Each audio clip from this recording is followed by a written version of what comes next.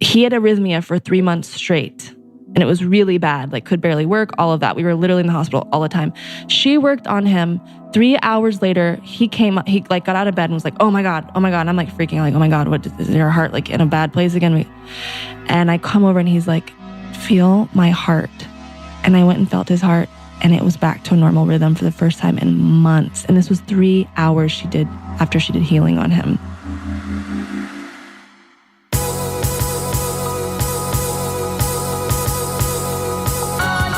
You're listening to the Almost 30 podcast, a lifestyle podcast hosted by Krista Williams and Lindsay Simsick. Tune in for a new episode every Tuesday to hear our honest conversations about topics like wellness, entrepreneurship, spirituality, and self-development with guests who are really smart, really inspirational, and really fucking funny. It's real, it's raw, and it's unfiltered. Inspired by our transition from our 20s to our 30s, we realized it's so much more than that. Our mission is to provide you with the tools, guidance, and motivation to help you navigate any transitions in your life and propel your personal growth. Thanks so much for tuning in to the Almost 30 podcast. Here we go.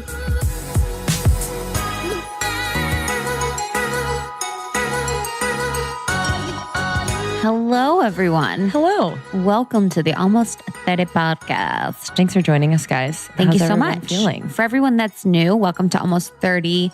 We are a podcast about navigating life's transitions that started from the idea of navigating the transition from your 20s to your 30s. But we realized it was so much more than that. Yeah. So now we just have fun. We talk about topics that are interesting, that'll help propel your personal growth, like we said. So welcome. Krista just likes to make fun of our intro. I just like to make fun of it, even though I'm obsessed with it. I love it. Like, I actually do love it. And thanks for coming back. For everyone that's back. It means so much that you're here. It means so much that you share with your friends. It means so much that you tag us on Instagram and share your support. So you can share these messages with other females, with other people that really need them. So that's really the important piece, is that the messages that the people share on the podcast that we like to highlight are really influential and can change people's lives. So sharing it with others is the best thing you could do. Yeah, so thank you in advance. If you have not yet, please join our secret Facebook group. You can search us Secret Almost 30 podcast group on Facebook. And it's just secret because it's private. So request to join and we'll let you in. We'll let you in. So you can get deep. People get deep in the group. People are open. It's our favorite thing. Yeah, people are honest. Okay, so we just had this conversation. It's a banger.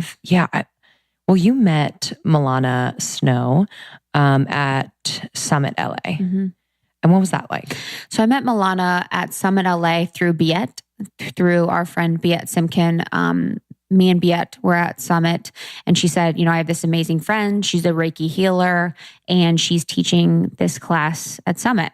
And at Summit, there's tons of classes. Esther Perel's there, Tim Ferriss is there. They're just like really heavy hitters. So I was like, sure, I would love to do a Reiki session. I'm not really exactly sure how she's going to heal an entire room of people, but I'm down. And I've had Reiki done to myself one other time, and I didn't really feel much from it. So I had my expectations, but, I was open.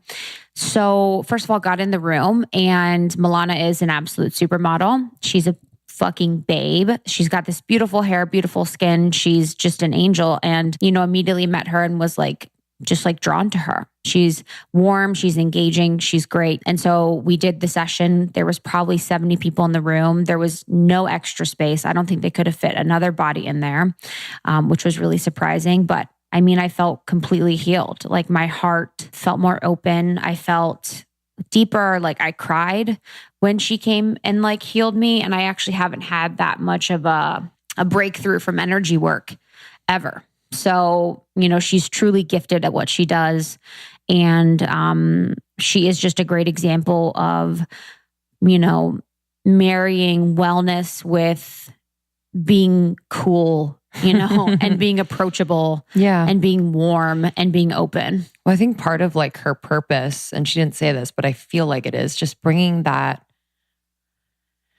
spirituality on the level that she's doing, the Reiki, the meditation, the healing to the masses. Yeah. So, some people are afraid of the woo-woo, and I think she really makes it accessible. Yeah. So Millana Snow is a Reiki healer, meditation teacher, and founder of Serene Social, serenebook.com. And she is launching soon, wellnessofficial.co. Yeah, we love her so much. She's our new best friend. Our Truly. New best friend. Truly. So this will really help you understand energies, understand auras, chakras, angels. We kind of talked about angels, and she has some really cool, crazy stories. So love her, really just in awe of her and excited to have her in our world. So Millana Snow, enjoy this episode, and thanks for sharing with your friends. It means a lot. Love you. This episode is brought to you by The Flex Company. Say goodbye to tampons. I didn't even realize until we had, so Lindsay and I spoke with Lauren Schulte, the CEO of Flex, a couple weeks ago, and she just blew our mind with understanding, you know, that a tampon might not be the best choice for everyone to put in their body 4 hours on end, you know, 4 or 5 days of the month. So Lauren had terrible, terrible yeast infections, and it basically drove her to create a tampon alternative designed for women. So it is a disposable menstrual disc that can sit inside for 12 hours at a time. And then once you're done with it, it's disposable. So you're done. So it's super clean, super easy. I'm holding it right now. It's not intimidating at all. It's way more comfortable than a tampon. You can't feel it in your body. And the packaging's gorgeous. Yeah. How gorgeous is this? I know, it's so cute. It's designed for your body. So one, you're not going to feel it. Two, you could have sex with it in. It reduces cramps in 70% of users, and it's not linked to TSS. I almost got TSS so many times. Yeah. And also you're saving the planet 60% less waste than tampons. So for our listeners, you can go to flexfits.com/almost30. That's FLEXFITS.com/almost30 and use our code almost30 for $3 off the first 3 month supply, which is $15. So you're getting $3 off that. I mean, come on. 20% discount. Easy. So basically what we want to do is just provide you options. You know, a lot of what me and Lindsay do is one thing might work for someone else amazingly, but we really just want to open up your eyes to alternatives. Tampons have been around since, you know, the 1940s, and they haven't changed. Lauren wanted to change that. So we want to give you another option to the tampon, which is Flex. So we'd really love for you to check out this menstrual disc, use it on your period, see if you like it. Me and Lindsay have been using it, and we really love it. So it's a great option. So flexfits.com/almost30 and get yours today.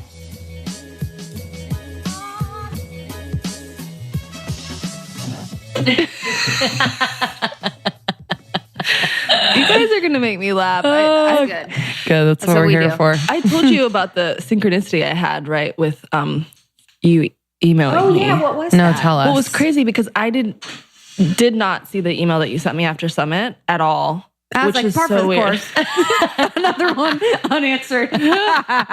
So just know. I actually don't remember I wasn't you like, not answering. whatever. Yeah, you're like, no. Anyways. And then I don't know. I don't really.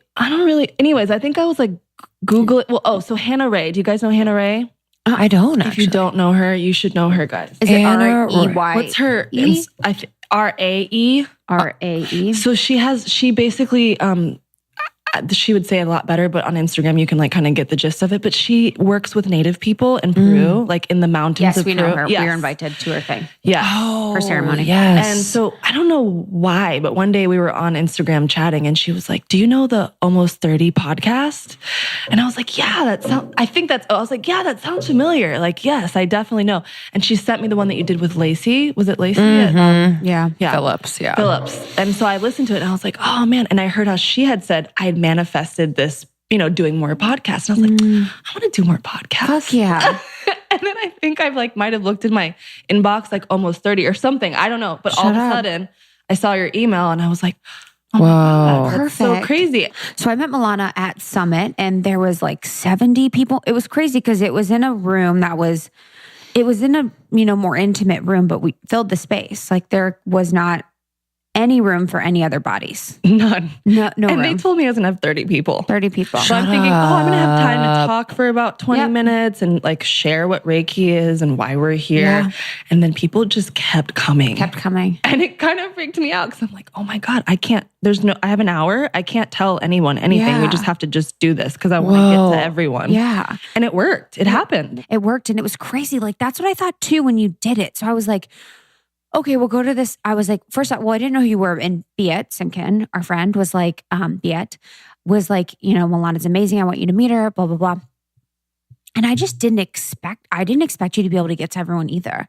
And I don't know how Reiki works, so I want to talk about that. But I was just like, okay. So I'm thinking as an example, and if it's energy, this is my thought, my novice understanding of it. But I'm like, if I was to talk to 70 people, I would be exhausted. I wouldn't be able to have the energy. So I'm like, how would you do Reiki on 70 different energies in the room? I was just like blown away. And you made me cry. Like I cried. And then I had great meditations for like the next couple weeks. I love that. It was amazing. Like I honestly was like, whoa, I've had Reiki done once before. And I was like, oh, this is really cool. Like I kind of feel it. But after you did it, I was like, oh, I get it. Like I felt like my third eye had like unblocked and my like meditations were so much clearer. Oh, that makes me so happy. It was crazy. I was like, oh, I get it. Like, and I actually was like crying. I'm like, this is so cool. Like it was the coolest. That was that particular, I did 2 sessions at Summit. Those were really special because I had no idea that many people were going to come. And then also it's Summit. Like I didn't know people were going to be crying by like the dozens.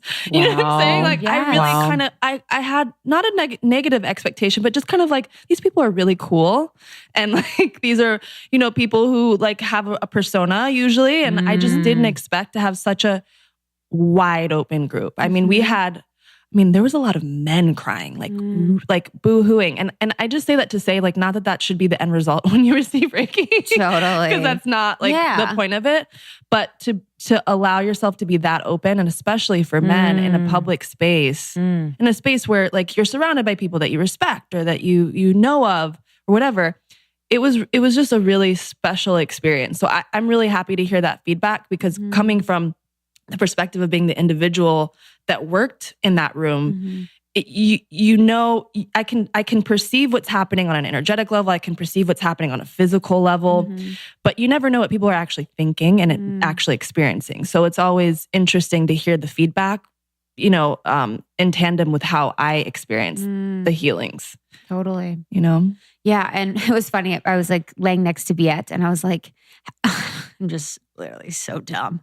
I'm so tired because it's Summit. It's 3 days. You're so tired. You're like in the mix. And I turn over. I'm like, have you ever done Reiki? Obviously. Yes. Literally like almost died. And she's like, I am Reiki. I'm like, I love you so much. I was like, yo, like that's so you. Like I couldn't believe it. So she is. That's great. It's interesting about Summit. So I've talked about Summit on the podcast. So Summit was that event I attended 3 days in downtown LA. And it's pretty prominent. Like it's really great people like investors, entrepreneurs, business owners, whatever. But it was interesting that the most popular sessions seemed to be the more touchy-feely ones. So your session being very popular, Biet's sessions were very popular. We couldn't fit another body in the room. Esther Perel's sessions were literally like people standing outside the door. Like it's like an interesting shift, I think, that a lot of like the more personal touchy-feely topics seem to be garnering a lot more interest. I think that's just like a reflection of what's happening in society right now. Like there has to be a deeper meaning for anything that anybody's doing at this point, because why would you be doing anything right now if you didn't, unless you're like self-medicating in whatever way, because it's just right now, I think in like the collective consciousness, no matter where you are in your own journey, I think that there's this general shift that's happening towards deeper meaning. And I hope that that's civilization shifting as a whole. But also to go back to something that you were talking about doing Reiki on 70 plus people or whatever, and how that works. I don't know if you heard me say something about if you're going to receive Reiki, there also needs to be an exchange of some sort here. Did I say that? Did say that. And that part is super key. And not just for me so that I don't get completely depleted, but also like for the energy to be complete for you as the person receiving it, there needs to be like a transference and an exchange of some sort. And actually that's one of the reasons why when you pay a practitioner, it's very important, like through an exchange. And I always say cash is like the easiest, most entry-level form of energy exchange because we generally agree on values of like cash dollar amounts, right? But it doesn't have to be cash, obviously. It could be anything from like, I want to share this opportunity with you, or I want to like, give you this necklace, or actually one of the most profound exchanges I got that day was a man told me that, he basically had a profound shift and he thought it was bullshit before. And that he wanted to give that to me, that he felt totally shifted and he didn't expect that, So even just to even express that to me was like, thank you. I received that. And I noticed a few years ago, I started doing these group sessions at Soho House, like, God, I think it was like 4 years ago now. And I was doing like rooms of like 60, 70 people when I was just starting to do this stuff, Wow. And it was just because I had this vision. I wanted to get my hands on as many people as I could because I just felt like everybody should experience Reiki. Everybody should know that there's more to their bodies than just their physical bodies. And I would go to Soho House and, I would come out of there just like wiped out. And not because it was the people that were there or anything. It was literally because I wasn't asking for anything in return. I didn't have any sales pitch. Not that you have a sales pitch, but there was literally like no reason for me to be there except I just want to give. Which is great. But that is actually not how healing works. It's a cyclical. It's an exchange. And when you don't give and receive, then it's like a broken system. Wow. So and one of my friends told me that because I was like, girl, I don't understand. Reiki comes from like universal source. Like, why am I depleted after something that feels so good? And she's like, because you're not exchanging. It's supposed to be an exchange. It's not just you pouring yourself out. Wow. Even if you're using yourself as a channel for source, you still, as your physical body, there needs to be an exchange. So, wow, I'm kind of feeling that like with what we do too. Yes. Mm-hmm. Like, and especially recently. Yeah, I think after, especially, I'm sure you experience kind of like a learning curve in like the trajectory of your work in like healing energy and all of that. So we're experiencing that. And like after our first year, we're like, okay, so, because, you go into events or you're asked to speak or, do whatever. And if we're doing it out of the goodness of our heart, which we love to do, we don't realize until after we're like, whoa, why do we feel so, one, depleted, two, there's just like this feeling of like almost like strange emptiness in like an emotional way. We're like, wait, why didn't that feel amazing? I just don't, it's like I don't know. It's not, I'm filled up from the giving and I want to give, but I'm not feeling like energized. Yeah. And I think it's good to be clear that it doesn't always have to come in the form of being paid, right? Like cash. Yeah.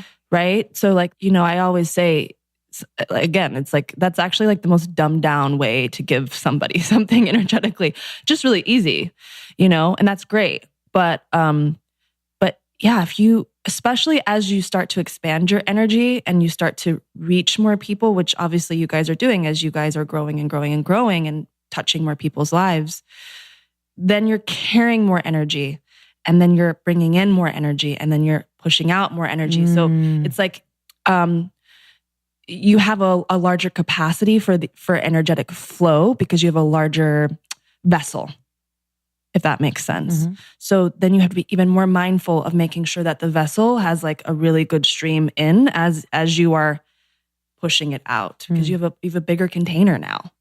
Does that make sense? Yeah. I don't know if that makes sense. No, it literally 100% makes sense. I'm just like thinking about, it's because I want to put it like, I don't want to downplay what we've been doing and that, not at all. Yeah.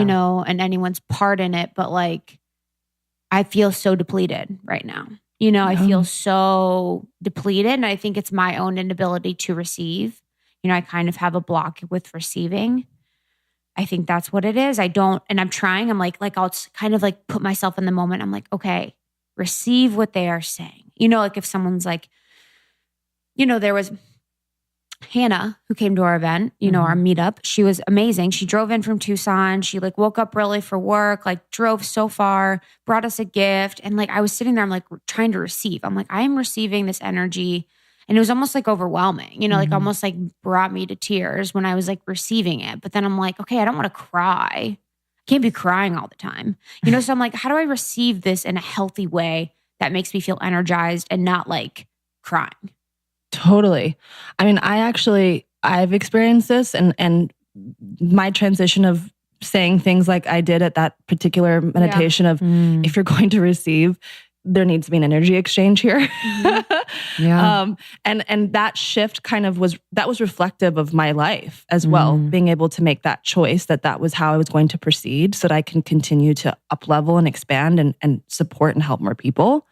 And for me, it was a practice. And I think if you go back to like this idea of us having we're these containers, and this container continues to expand and you can hold more light, right? So it's like, this is, let's say, a 60 watt bulb. Well, you don't want to blast like 1,000 watts. It would explode. But if you increase the container for light, then you have to actually really start to practice holding that light.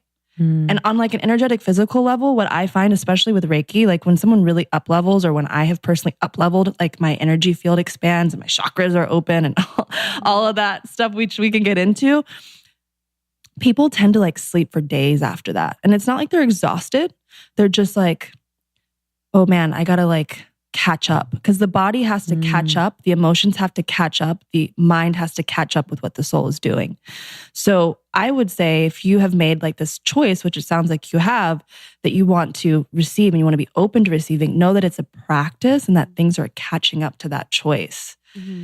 And then you'll be able to start to fill that container slowly as you allow that energy to come in and you start to kind of melt into the just, okay, I can hold this much energy. I can accept that much attention. I can accept gifts. I can accept energetic exchanges in a larger capacity. Because I have to tell you, people have come to me after and they're like, how do you like have, after you do Reiki on 70 people and then like 50 of them come up to you after and they're crying, like, how do you do that? And I'm like, first of all, it's if I make it about me, then like we're in serious trouble here. That's true. True. I'm super clear on the fact that like when I'm doing this, it's not me, because I'm not 100% compassionate and non-judgmental as a person walking around this planet. But for some reason, when I get into that space and I allow Source to work through me, I literally don't have judgment. And it's very weird because like, how is that possible other than it's just not coming from me, right? And so when I started to make the choice of like, I'm going to allow people to give back in return, it's also like accepting the fact that like what I gave to them didn't actually come from me. I love that. I think that's easier to accept too, because then it's like, because it feels very, ego to be like, oh, this is from me. And I know it's not from me. I know it's not. And that's what's nice about having Lindsay, is having another person with us, is I cannot accept it as me, because I'm like, there's two of us, and then there's Chloe on the team and Sophia. So it's like, it's easier for me to not accept it as me because there's so many moving parts. I don't want to I don't want to separate you from like your greatness. Oh, I know. Like you guys are channeling something much bigger than yourselves, right? Yeah. And there was like synchronicities that have happened throughout this entire process, and I'm sure in your life too, which what I want to get into, that like brought us to where we are now. And like, it can't be just by chance. It can't be. So like to lean on that like greater source for, to take the pressure off of us. Exactly. I think it's like, okay, so when we don't know what to do, when we don't know what to say, when we don't know the next move to make, which is sometimes, like we're just like, okay, we're not really sure if we should say yes to that or move in this direction. We can lean on the greater thing, source, energy that brought us here. Totally. And I feel a little bit lighter when I'm like, okay, take the reins, like show me the way in those moments. Totally. And I think, when we start to realize that we really are vessels and we are actually working in that way, because, I think it's easy to like then forget that really quickly, or to like want a certain outcome because you want to help people. You have like a really good intention. And then so you want to kind of like force your will into it. But when you are consistently practicing, because it's totally a practice of being a vessel for energy, source, whatever, to work through you, then you really do feel okay with receiving, because you're like, you know what? Like, this didn't come from me. Like, all of this is how energy works. And I know that if I want to continue to do this work, like I have to receive, like that's how this works. And so because I'm in touch and I'm allowing myself to be a vessel for this all to work through me, and I understand the laws of the universe, like I gotta allow myself to receive. And also there's something to be said about resonating, because that doesn't mean that we just go and like take whatever anyone is giving to us. I think it's really important, like even just like the resonance that I feel with you guys, like that's like a big factor of like resonating and going where things resonate, so that when you do exchange, like it's the correct exchange for you. Super, super important. Because I remember wanting to like, I want to just give to everyone. I just want to like share the light with as many people. Because I was just like super naive. And I was getting myself into situations that were really not right for my energy. But my will of like, I just want to give this as many people as I can, got me into situations where it was like the exchanges were actually not correct. And I could feel that they weren't resonating. Yeah. Yeah. 100%. I feel that a lot with like dating, you know? Totally. But you get tricked because you're like, oh, this could be fun. And then it's just like the wrong energy, you know? Can you take us back, like how you found this work? I don't know how many people know your story. We know your story and it's fascinating to us how like you came upon this. So could you share that with our listeners? Yeah. I kind of always start way, way back to like being in like elementary school. So as a kid, we moved around a lot. My mom's in the hotel industry, and every like 2 years she'd get moved to a new hotel or like a new region to be a manager or whatever. And so we would move literally every 2 years from, I think, the age of, 9 to 14. So I went to like 7 schools before I graduated before high school, actually. And the longest I ever lived anywhere was 4 years. And I say that to say that like, I didn't really have friends because I was constantly moving. There was no Facebook at the time. Like once you move, that was it. You know, you might write to somebody, but. Yeah, oh my gosh, I remember that. So I read a lot, because that was like the one thing that we could do really easily. I could just go to the library, or I could keep it in my bag whenever we'd move. And when I did that, I somehow got really into spiritual books. And I remember the turning point of this was when we moved to Boulder, Colorado. And we were staying in the hotel that my mom had just become the manager of. And in Boulder, because they're all hippies, instead of a Bible on like the bedside table, it was the Bhagavad Gita. Oh my God, that's amazing. Thank God. Wow. And like, I'm sure that like I had ran out of books to read or something, or we like hadn't gotten to the library yet. So I just started reading the Bhagavad Gita. Which is really hilarious. And I don't really remember that much, but I remember being super into it and getting really into reincarnation and meditation and the tarot, and got my first tarot deck at like 9, and like just being really all in. And I think it's probably because I was just lonely and didn't really have any other outlets. And that was really like a beautiful way for me to connect with something that felt better than that. And that kind of was like my entire childhood. So that was until I was like 14, and I went and became like a total witch. Like I actually have a spell book. Oh my gosh. I need to like carry this around and like show people. Should have brought it. I have this spell book that I wrote spells in 2001. And damn, what a year to write spells. I wonder what kind of spells you're writing as a 14-year-old. Seriously, you know, it was make my boobs bigger. No, tell him to ask me out. Opposite of that. That's what freaks me out. I literally have a spell about religious tolerance. You're lying. My God. I'm not. Put me to shame. Thank you. Why would I? Why? That's amazing. Religious tolerance in 2001. Yeah. 9/11. I never thought about that. I mean, come on. Actually kind of freaks me out. Would you like... It's like a whole incantation. I'm literally going to send you a picture of this. I'm going to like take a picture of it. Crazy. It's really odd. I never thought about that. I didn't think about that either until you said that. Downer, but connected. No, but that's like kind of amazing. That is amazing. Because I can't imagine why I did that. Maybe it was around that time. I don't know. I have to look at the date. Yeah. But yeah, that was the kind of thing that I was into. And then when I moved to Houston, I was kind of like in the Bible Belt of America, and really just was like, oh, what's this thing called Christianity? Because my parents were like atheist, agnostic. They didn't really have any interest. Have guitars and give donuts at church. Amen. It's so interesting to have parents, like I love that, like that are agnostic. Yeah. I think a lot of like parents think they should, even if they're not attached really to a religion, like feel like they should because they have kids. Totally. You know, so that's really interesting. My parents did not care what I got into. I mean, they were just like, cool. You want a tarot deck? Here's the Rider-Waite deck for Christmas. Like, No way. yeah. Did you have a Ouija board? No, Cool. that didn't interest me. But Cool. the tarot deck, like I would do tarot cards for my mom, and I'd be like, Mom, these are family secrets. I don't think I should know.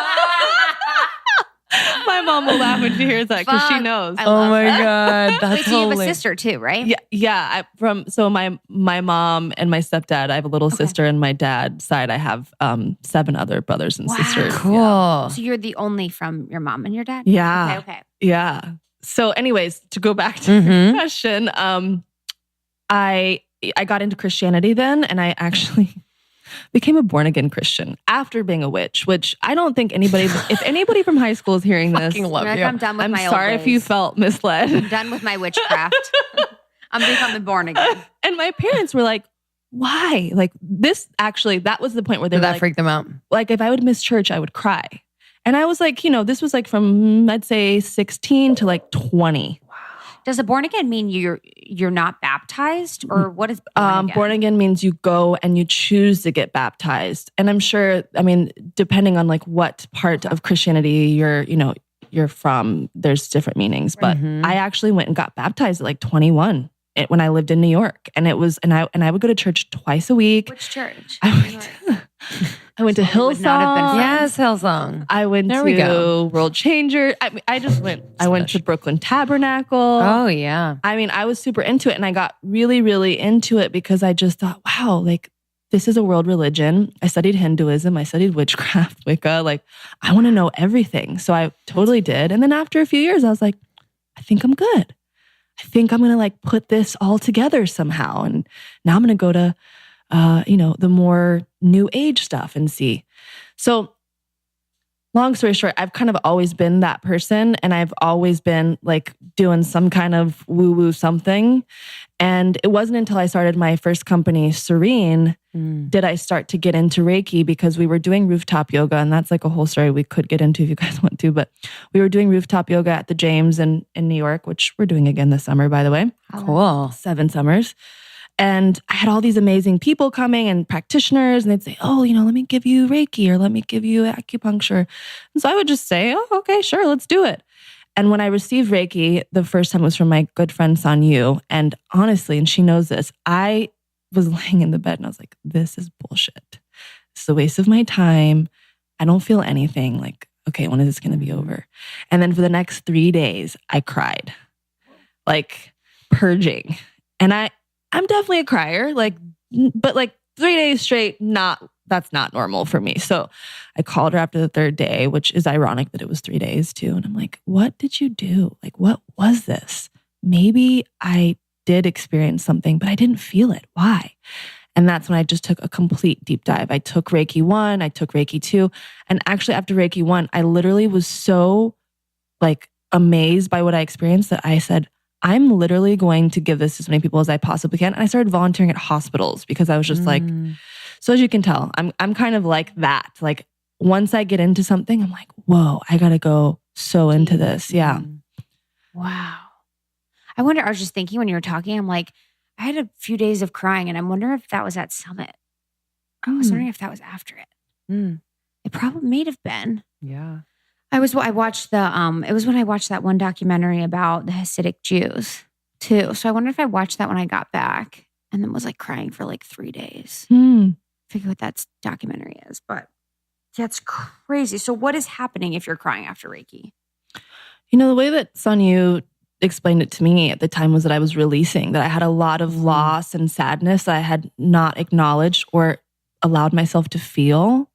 And I feel that Reiki allows to open up the channel so that you can actually feel and tap into where you're really at, so you can allow light to come through and cleanse and clear and support you.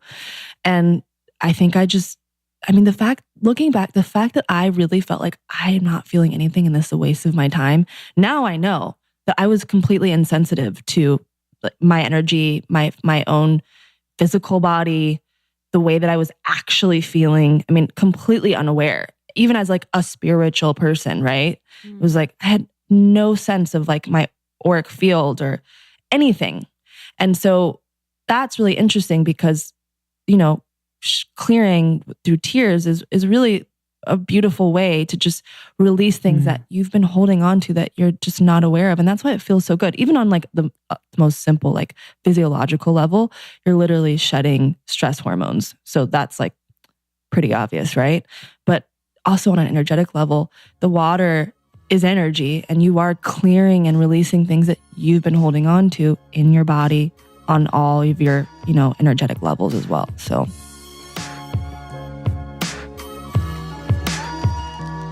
we interrupt this episode to bring you a word from our sponsor, BioClarity. I have been using BioClarity for the past 7 or 8 months now, and my skin is better than ever. I actually was traveling the past couple weeks and only remembered the cleanser, which is such a bummer because I could tell when I got home that my skin didn't feel like as bright and just didn't feel like as even as it does when I'm using, step 2 and step 3. Yeah. So the cleanse is like this rich foaming facial cleanser, removes that Really dirt and gentle. oil. Yeah, it's so gentle. Really gentle. Barely any smell. The treat penetrates your pores and attacks the bacteria. So for me, that literally clears up my acne overnight. If I have like a little tiny something. Yeah. And then the Restore, which is the green gel, has this like special ingredient Floralux, which is derived from the green stuff in plants, which is chlorophyll. And then the new moisturizer is great. Hydrates big time. Oh yeah, and it's super like light. Yeah. Yeah, I love that it. one. Okay. So, we can't say enough about it. Like, could talk till we're blue in the Go face. get it. It's $10. Just get it. Use our code. Literally, bioclarity.com. You can get your first month for only $9.95 plus free shipping. Okay. That's a $20 savings, and it comes with a 100% risk-free money-back guarantee. But you need to enter the code ALMOST30, ALMOST30. That's bioclarity.com. Enter the code ALMOST30. This episode is also brought to you by Beachbody On Demand. So our group is popping off about Beachbody On Demand. They were talking about what workouts they love to do. So people were like, do you like to do this workout? Do you like to do this workout? And a lot of the girls were saying that they like Beachbody On Demand because they have the variety of workouts available to them. So they can do any type of workout that they want anywhere just by having their computer and the login. Yeah, it's super, super easy. So it's online fitness streaming, and you have unlimited access to workouts, nutritional kind of like supplement material. It's like a holistic experience. It's not just the workout. I'm loving P90X, like TBT. I think I've done it like my whole life, and now it's like come back. I used to do it in gym class. Get a tattoo. I should. But our listeners, you can get a free trial membership when you text ALMOST30, ALMOST30, all one word, no spaces, to 303030. So text ALMOST30, all one word, no spaces, to 303030. You will get full access to this entire platform for free, all the workouts and nutritional information free. Okay, let us know. Love Enjoy. you.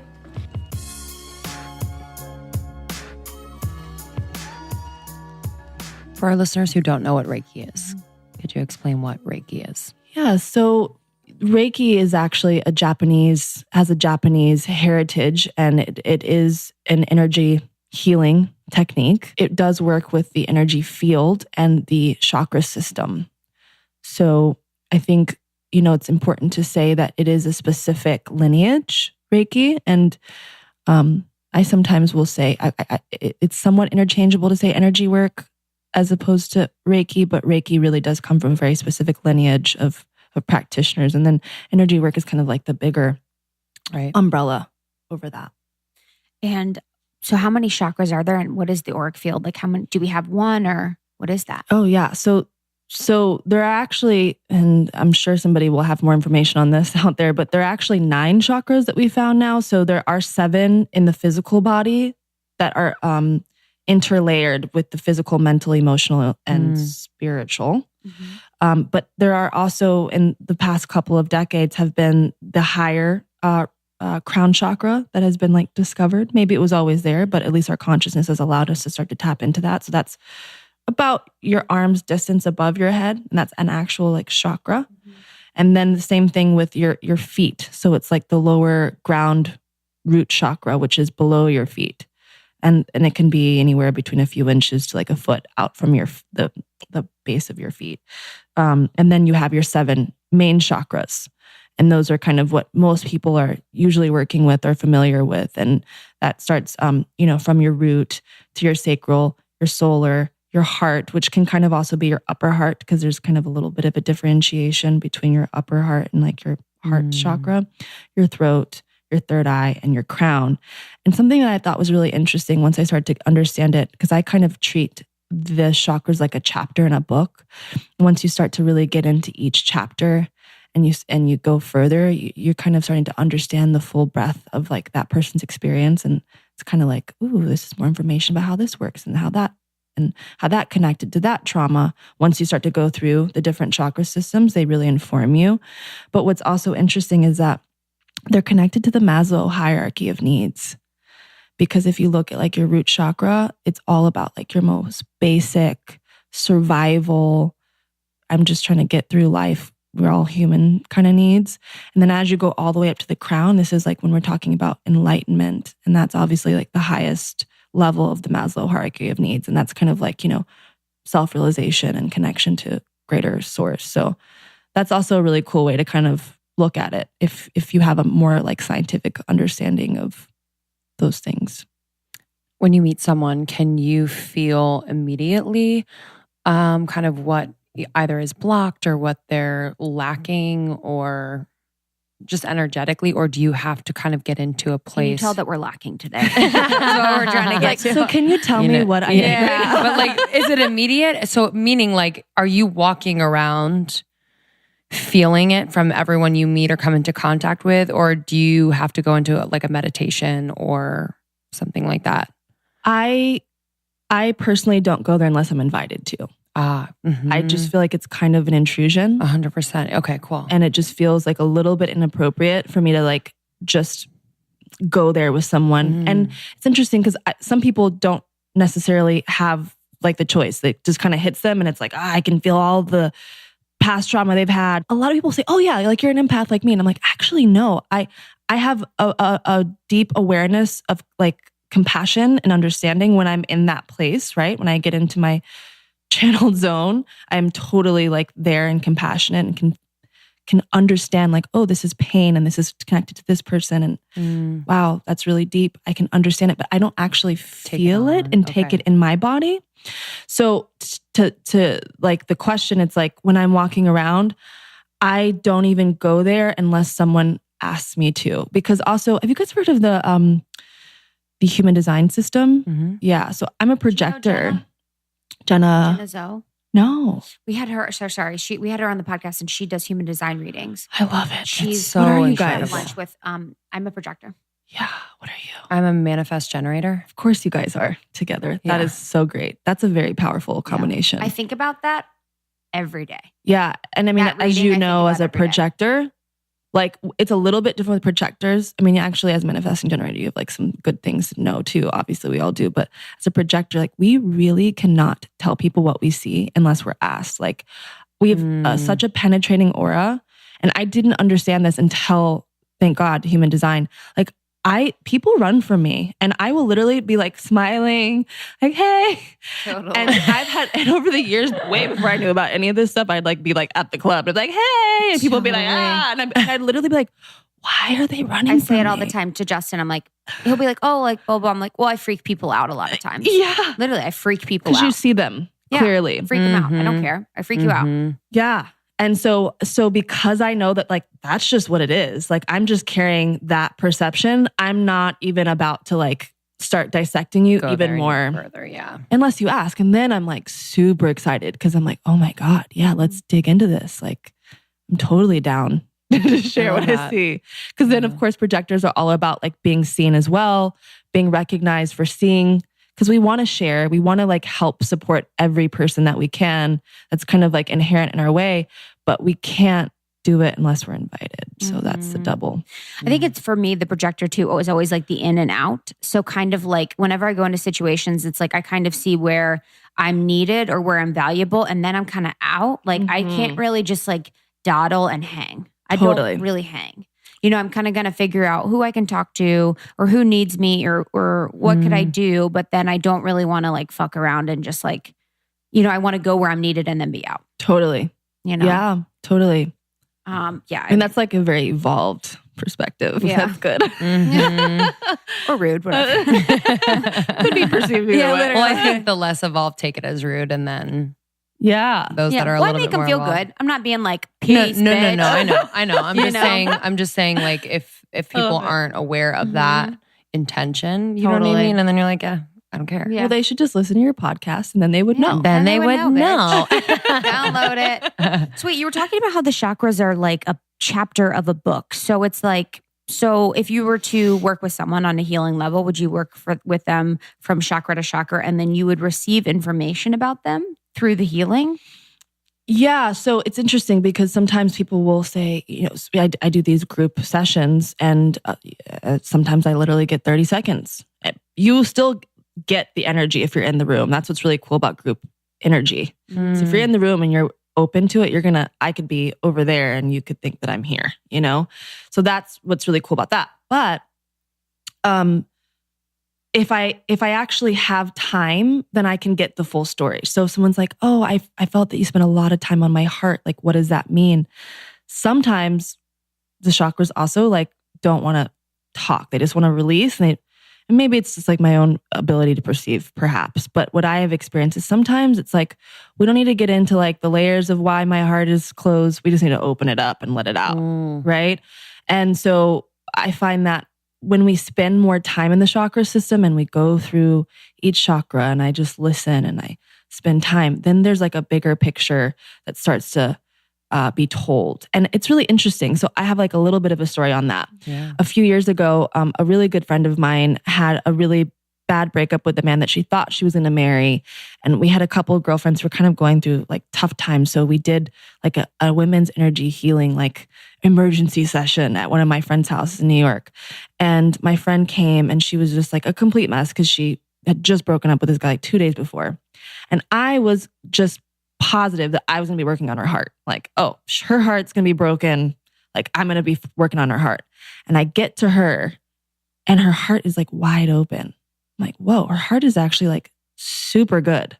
So I was really confused. I'm like, well, okay, that's weird. Where do I go? So I just start scanning her body and her throat was just like I just felt this huge like block and like wanting to like come out so bad. Like it was like this like a tight fist just wanting to open.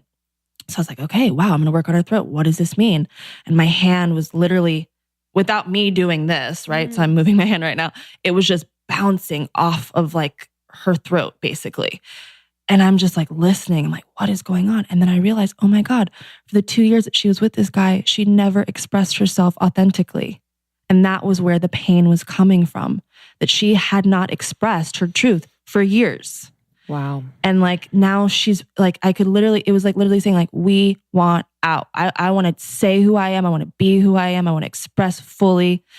And so, you know, she did it. And it's interesting because I saw her a couple weeks later and we were at the bathhouse on East 10th in the Russian Turkish bathhouse, one of my favorite places. And I turned to her and I'm like, Katie, New York. I know, right? Love it. I'm like, Katie, and we were like in like the really steamy room in the back. And I was like, I know this is like really freaky and weird for me to tell you this because like you literally just broke up with your boyfriend like less than 2 weeks ago, but you're about to meet your soulmate. I was like, I feel it now when I was working on you. Like when that throat opened that way, I just like your heart was so open. Like you were so freaking ready.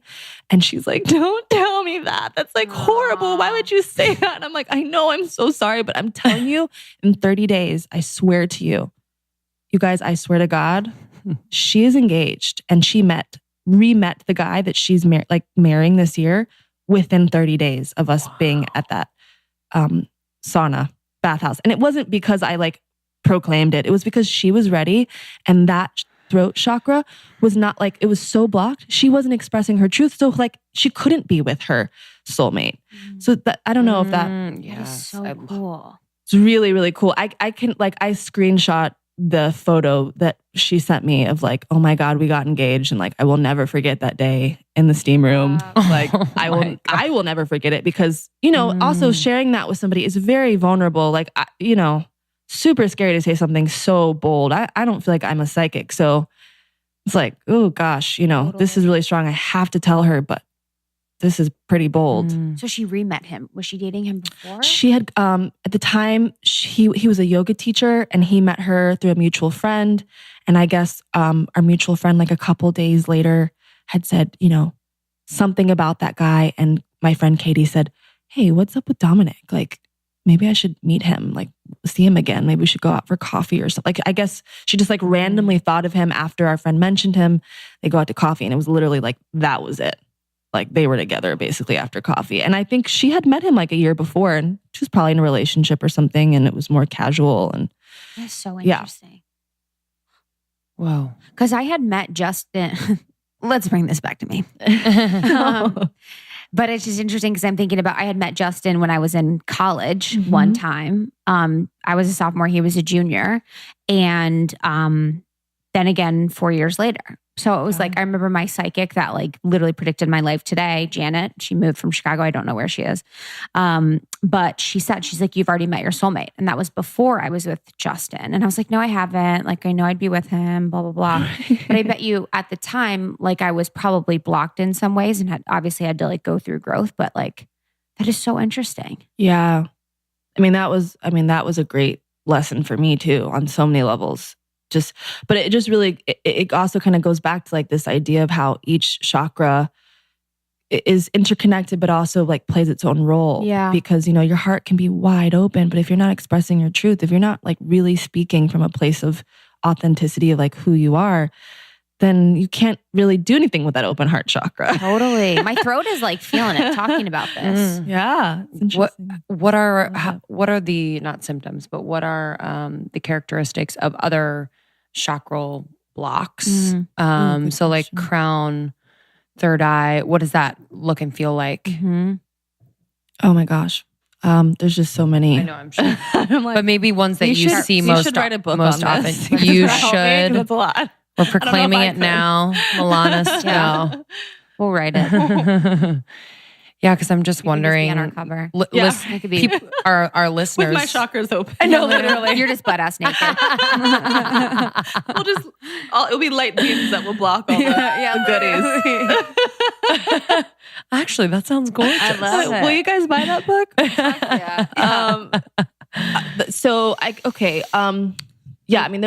one thing I can say is that the chakras are connected to physical parts of our body, right? So like the heart chakra is literally also connected to the heart, the physical heart. And all of these are interconnected with your other bodies. So you actually were asking about like the auric field and like how that works. So like you have the physical body, the mental body, the emotional body, and then the spiritual body. So it goes in those layers. And when we work on the energy, sometimes I could be literally as far out from here working on you, or I could literally be touching you because maybe your physical body is in need of that. So it's all kind of like interlayered as well. So I guess we could start with the root. So the root is connected to your sexual organs as well as, your sacral as well. But it could be everything from if you can't seem to find a house, like if you keep moving. Like I had a client that was living between Jamaica in New York, and she could and she was super successful. There was no reason, like it wasn't like she didn't have money to go and like settle down. She just like could never stay in one place. Like there would be like a new opportunity and she'd like have to go back to Jamaica. And she's feeling super ungrounded and just like really wanted to be in a relationship, but just never could like even have sex because it was just constantly moving, constantly ungroundedness. And this was a symptom of her root chakra being out of alignment. And so we worked on her root chakra, and literally within a couple of days, she went back to Jamaica, ended up staying in Jamaica for like a 6-month stint, which for her was a really big deal. And while she was there, she met a man. So that is just an example. That's like a real world example of someone who was not connected also to the earth. She had no ground connection. And so she was kind of just floating everywhere.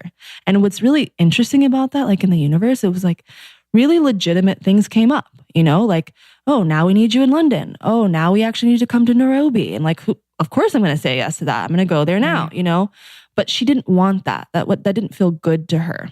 It can also come in the form of, just like not having your basic survival needs met, where you just feel like, oh man, like I just can't seem to get like my life together. Like what's going on? And that can come from like an ungroundedness or like having that center out of alignment. It can also be a physical thing where maybe you have, physical ailments in your reproductive organs. Again, this kind of layers into your sacral chakra as well. But so that's your root. And then your sacral has more to do with like your creativity. And what's interesting for both men and women is this is actually like the space of where you're holding your most creative power, which is the ability to have a child, right? Or to make babies. So cool. I find that, I'm actually teaching at field trip with Biet in like 2 weeks. Same. Oh, we're going to be there. We're going and speaking too. Sister. What? Oh my God, you guys, we're going to have so much fun. We're whipping towels around. Pumped. Oh my God. And we're going to get so many amazing pictures because there's so many amazing photographers there. I know. So I'm super excited about this because like, this is like, everybody's there to be creative. And so I teach about the sacral chakra essentially at this particular conference or field trip because people are coming to be creative and to open up more creative channels, and energy healing is essential if that's something that you feel blocked in. And so when you feel like, God, I just can't seem to like get this book done, or I feel like the ideas, not necessarily ideas, but more like my creativity is just like stifled a lot of times. And again, this is all interconnected, but a lot of times your creative center, your sacral is blocked. And it can also be like you're overly sexual if you like are having a lot of unhealthy sex, or if you're having a lot of, physical stimulation, that could also be an imbalance in that center too, where you're like constantly just trying to go and create. It could sometimes get to an unhealthy place as well. And so it's kind of just looking at the nuance of that, because when you're really vibrant and balanced in your sacral, you start to really open up to a really beautiful sexual experience and can have more consistency in your sex life and having more pleasurable, deeper experiences that are meaningful. And sacral, not root? So, and this is interesting because I personally have experienced this in a way that I haven't necessarily heard everybody explain it in books. I consider the sexual, when it comes to the root, being more of like the carnal sex of like the basic needs, right? And I feel like when you come up into this chakra system, each time we're kind of going to new levels of higher consciousness. So when we're coming from a sacral that is open and a root that is open, that's when we're having sex that is also like deeper and more meaningful. That's how I've experienced it. I'm curious what everybody out there has. I've never had sex, so. Oh, well, good for you. Sure, you have other things that work there. Hey, there's people out there that haven't, and for those who haven't, actually, is that an imbalance? It's no. Okay, that's a really good question, but it can be if you're not expressing yourself creatively. So if you're not having sex and it's not conscious sex, you really need to be mindful about making sure that that energy in your lower chakras is really flowing in a healthy and supportive way. But that's a kind of a given, right? I mean, anyways. But I mean, to be honest, like sex can be a really beautiful, pleasurable access point for creativity. Yeah, that's cool. Absolutely. And for releasing creative energy. Wow. And working in that. I guess I could keep going, but I don't know. I feel like, is this too much? No, this is what we want. This is what our listeners want. This is what we want. Okay. This is amazing. Okay. So, I know it seems like, nitty gritty for you, but this is like, I have no idea. Okay, good. So you come up to the solar plexus, which for me is one of my favorite ones to work on because, on a surface level, the solar plexus can look like ego and like confidence. And I feel like self-confidence is so important, and having a balanced and healthy ego, because the ego is never going away as long as you're in this body, is important. But to me, actually, like the central sun of your body, which is your solar plexus, is bright yellow, like fiery space in your energy field, is more about coming from a place of like just absolute knowing of self and knowing exactly like what you came here to do, and you're totally in alignment with it. You're totally on purpose. You're totally grounded and centered in who you are. And I just can't, like, to me, that is one of the most beautiful things to see in a person, right?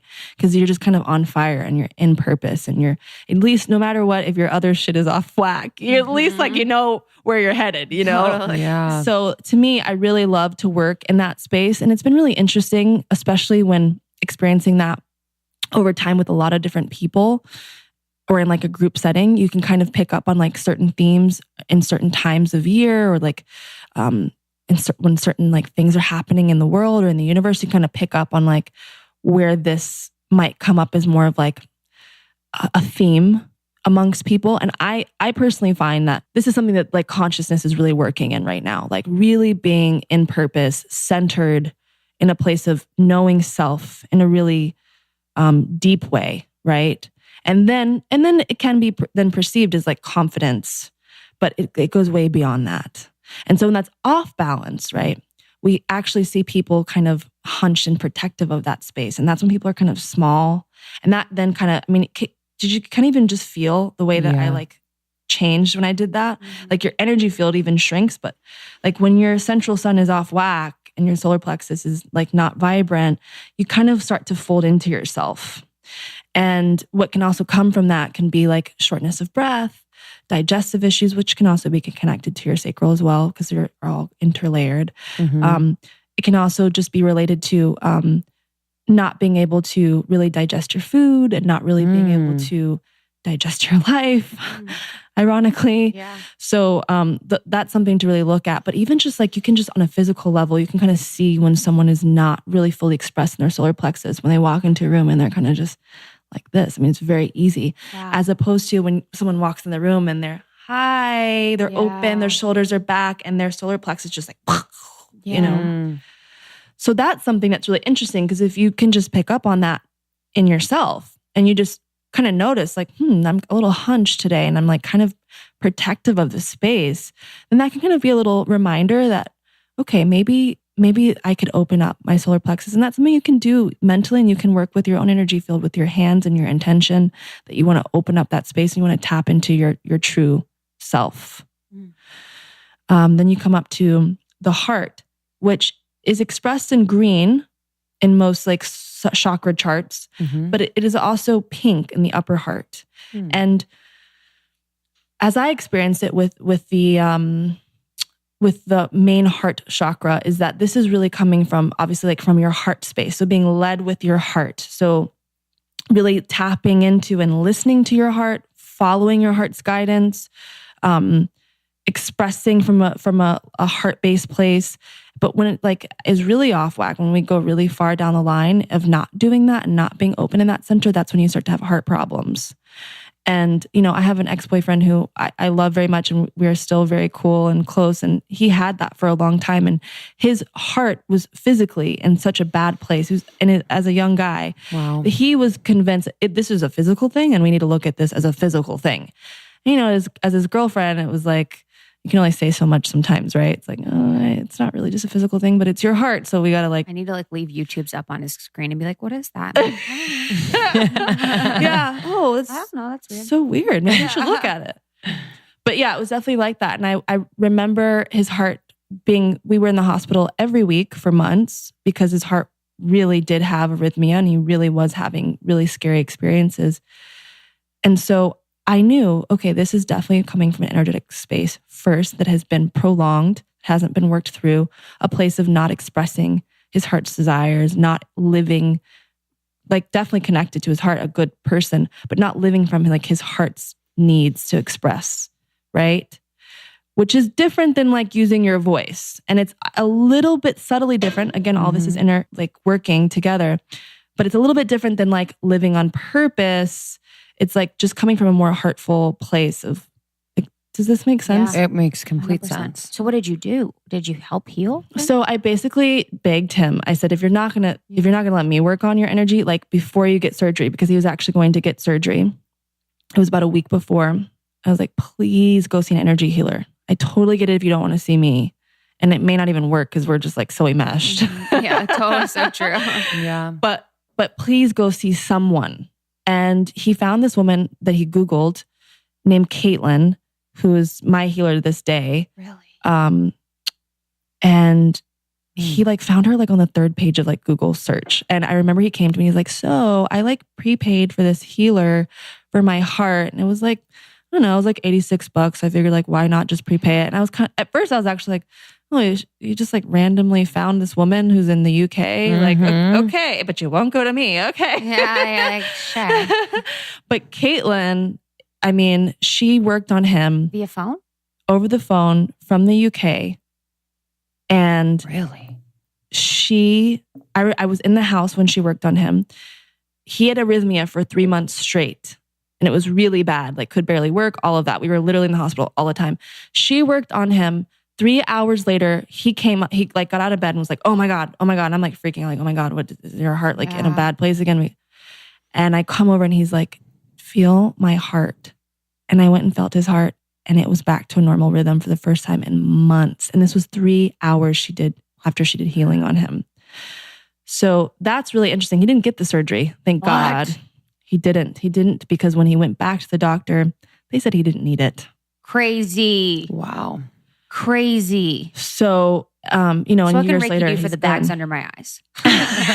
Look what it's doing for hearts. What about my eyes? That's crazy though. I mean, holy moly, that's amazing. So I don't want to like, for anybody who's listening who has a heart condition, yes, like go see a doctor. We're not doctors, all of that. But I have to also just throw in that conversation that please also go see energy healers. Wow. yes. Please work with someone from an energetic perspective. And I've talked about this in a lot of my talks, and I can't tell you how many people have come up to me and said, I have a heart condition. I never considered this. I'm going to start with that route or do it in tandem with what I'm doing with my doctor. And I'm telling you guys. In tandem. Yeah. Huge results will be seen. My mom did Reiki when she was sick and it changed everything. Yeah. I really think if someone is like dealing with, especially like a long-term feeling like illness or disease, to have that in tandem, like makes just the experience itself, having to deal with something so new and challenging, I think that takes care. It almost like holds you, like that side of it, the holistic side of it. It feels so good like it's that like, too.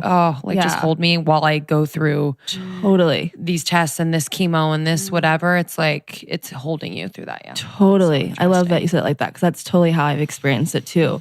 And it's interesting, like prolonged physical issues where we if you have cancer or some disease of some sort, all the sages, all the masters always say that by the time it gets to a physical place, this is where it's been for a while. And it's like, hey, all right, you know what? Yeah, you didn't hear this, you didn't hear that. Like you didn't want to get out of that marriage 15 years ago. Like now, so hard. You got to get out. Yeah. Because we can't take it anymore, as in like the energies, right? Like of your energetic field. Like we have had enough of like being unacknowledged, like both by your partner and by you.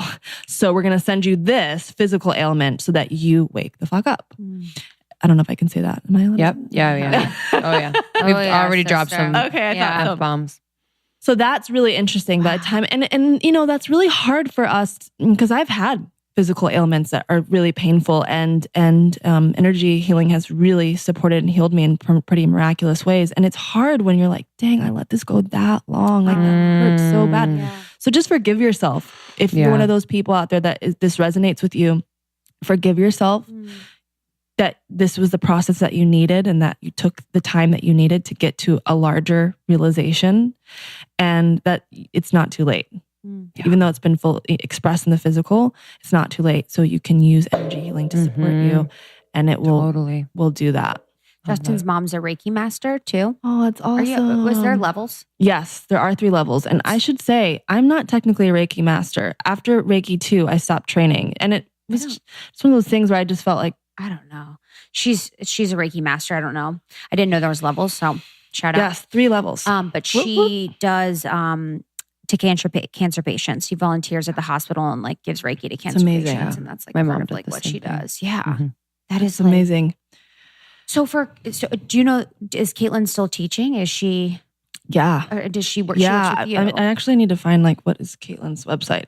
Yeah, definitely. Shout out. Caitlin is not a joke. And she actually taught with me at Soho House this past summer. And we had an amazing, this woman has literally made people walk again. I've never done such things before. I mean, it's that pretty. work via phone? So, it's funny. A lot of times people really want to have healing in person because it just feels like I can see you, I can feel you. And so that makes it more real. But you don't have to be in the same room with someone to do energy healing. Yeah. It's completely universal. Do they need a picture? Do they need anything? No. I actually met Caitlin for the first time in person after she had done multiple healings on me and my loved ones for over 2 years. And Caitlin Walsh is her name. Caitlin Walsh. Caitlin the Healer, but it's Caitin or LIN. Mm-hmm. She's amazing and really like the real deal. And, wow, that's crazy. Oh no, it's fine. And she does everything from a distance unless you're with her in Northern England. And you would think that she's in the room. I mean, it's actually more powerful, I think, because you're like, what is going on? I remember the first time she did it on me, I felt like kind of like this squeezing on my arm. And I literally was like praying. I'm like, God, like, is this okay? Like I'd never experienced something so strong from 1,000 miles away. And that's just, this energy healing is universal. So you don't have to be in the same room. You don't have to be on the same continent. You can still receive it. But the most important part about this is that you have to be open to it. If you're not open to it, you can't receive. You don't even have to believe in it. Something I tell people a lot. You don't have to believe. Just be open. And then you'll receive and you'll experience it. And then the science and the literature, you can throw that out the window because you experienced what you experienced. You don't have to get it. Wow. I guess I'll finish the chakras. Yeah, I would love that. Yeah. So the upper heart is expressed as like a millennial pink. I just like bought rose. a preset on Lightroom called Millennial Pink. And I think it's really interesting that has been like our generation's like color. So fucking true. Why is it interesting? It's all about self-love. Good one says. And just like self-forgiveness and I mean, our generation is very much about self, right? Like we totally are. It's just how it is. But that also can come from a very healthy place. Because I think the millennial generation is saying, like, I need to be good first so that I can go and help other people be good, right? Totally. Like, and I don't mean like good, like well-behaved. I mean, like, I gotta be like good with my life, right? Good with myself. And so that's really what this space, I'm like touching my clavicle right now. It's just above the actual physical heart space. And it's like a light pink. It's that rose quartz pink. Mm-hmm. And it's 100 block, almost 30 brand pink. We got it. Yeah. And that's really interesting. And there's a little nuance to that because when we're talking about like that slight difference in the heart space, it's all connected, obviously. But when we talk about like the self-love, I find that that's expressed through self-forgiveness more than anything. Like just really letting yourself be where you are and really getting to a place where you actually like love yourself and where you are. And that I find can be the most challenging thing for us right now because we just have all of us have so much scrutiny from social media to just like all the simulation. So that it has been a big theme I've seen. And then hence like pink is everywhere. Yeah. And then you go up to the throat chakra, which has been, I mean, gosh, right now, I think especially women, and I don't mean to like be cliche, but I think right now, like our throat chakras are blasting open. We are all about speaking our truth right now. Oh, yeah. And that's just, I mean, I think it's been long in coming. Probably a few generations, more than a few generations of like this throat chakra needs to be expressed. So I think finally that's a space where I'm not really seeing that much blockages with clients that I'm working with or people that I experience healing with. And then that can also be connected to even just like your jaw and your ear space and just your on a physical level. Like if you are having sore throats or like a lot of times like when people are clearing that, they're like coughing a lot and they might have, it's like a lot of phlegm or whatever. It could be imbalance or if you're releasing, right? To clear that space. I experienced that when I was living in New York. Yeah. Oh, and tell me. I have vocal nodes, so they'll always be there a little bit, but I've healed them for the most part. But in New York, I felt like I was in a relationship that I wanted to get out of, but I didn't know the right time. So I was kind of acting out and I was bartending late at night, sucking my soul. It was really hard. So I wasn't necessarily doing what I wanted to do and saying what I wanted to say, especially to my boyfriend at the time. So my vocal nodes they formed then for sure.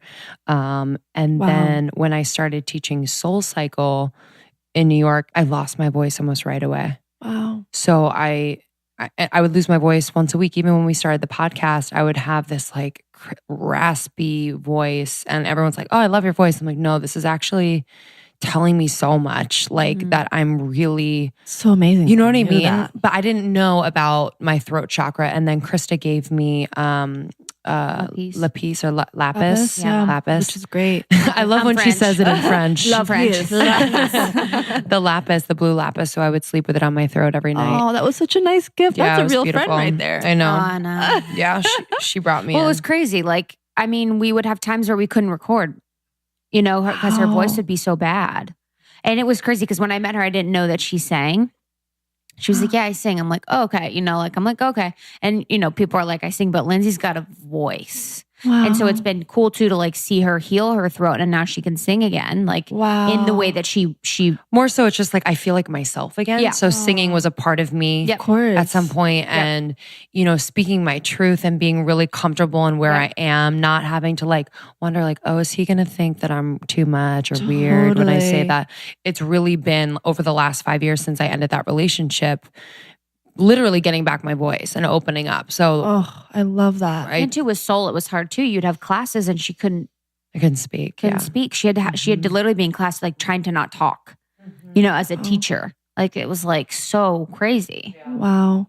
But anyway, I really believe that that's... And I'm sure the timing of this podcast and when you guys started had to have had something to do with that because 100%. then it's like then you were transitioning into speaking your truth. Totally. That is so cool. That's literally the perfect example right there of what that looks like.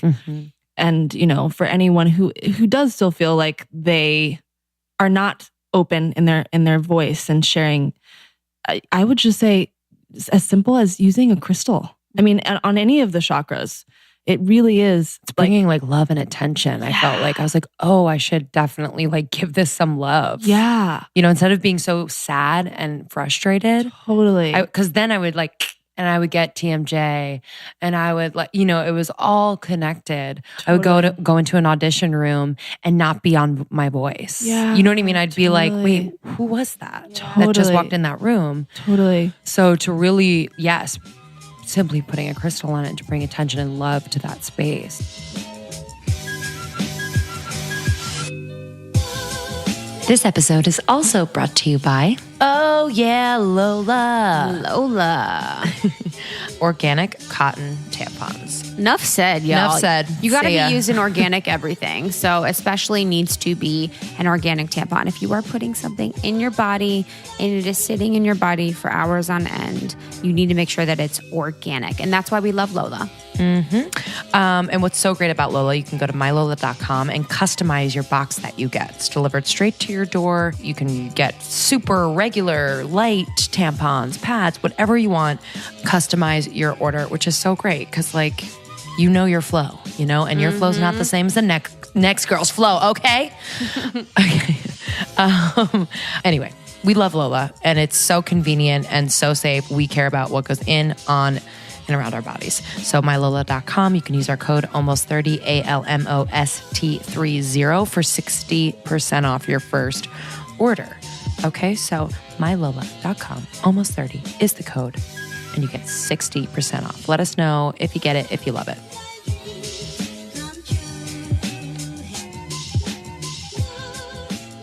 Yeah. And I tell people, it's like, even if you want to just treat it as a placebo effect. Yeah, right? 100%. Like, Yes. whether you believe in crystals or not, I like say that too. just throw it Totally. on there because then it reminds you that, oh, this is what I'm working on.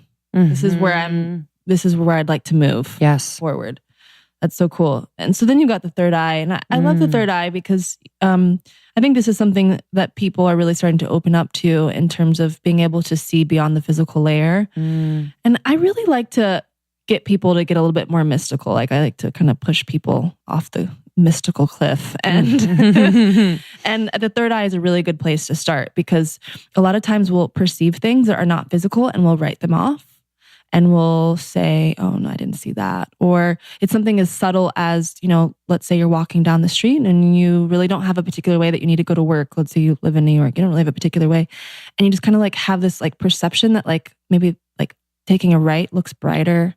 Maybe you don't even really recognize that's what it is, but you kind of like just want to go that direction. But maybe that direction is like, maybe the right, taking a right is like longer.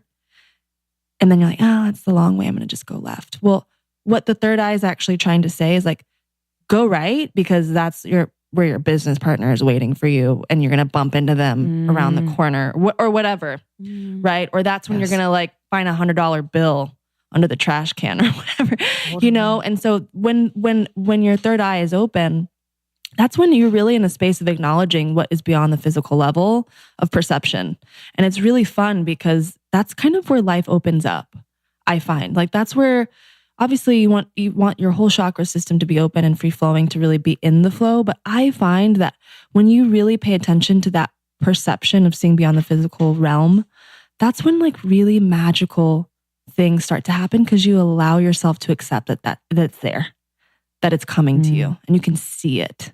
So when you can kind of open up to actually seeing things that might be unrealistic or whatever. What could someone do to open up? I can feel mine blink. It's cool. Oh, wow. Yeah, she's like really. I can feel it blink sometimes. That's awesome. I don't know when. It'll be sometimes that are special and sometimes that are not, but it's like, sometimes it's just really slow. It feels like just like it feels like blinking. It's cool. I love that. Well, I love that as a visualization. So I think that's really to open up your third eye. You can just start spending time meditating on seeing an eye there that's opening. And maybe you even perceive that maybe the eye's been closed and like maybe it's like a little crusty and like has sleep in it. And it's like, but like it's cute. Can just start to just visualize. And then you're literally using it because you're perceiving with your third eye. When you start to have mental projections of seeing things the way that you want to see them, you're proactively using your third eye because we are all projecting all the time. Yes. We are always thinking and creating and making our reality. So third eye activations where you're starting to project on purpose is when you start to create things that you actually want. Projecting on purpose. Yeah, I like that. That's nice. And that can also, when it's out of balance, you can have headaches, migraines, not being able to see bigger pictures, like not being able to really see things. Like maybe there's signs that someone is not right for you and you just can't really, kind of just blocked from being able to see like what's kind of in your face because you're not able to see what's beyond like the physical. Oh, they're being nice to me though. Or, that can also be related to like your gut feeling, right? That can also be connected to that. But it's interesting when that's closed, how people kind of are just a little bit disconnected from like that extra layer of what's physically seen. And then you've got to finish up the 7 main chakras, you've got your crown. And I just love connecting to the crown because that's the highest level of connection in terms of the hierarchy of the Maslow hierarchy of needs, because this is like when you connect into universal source.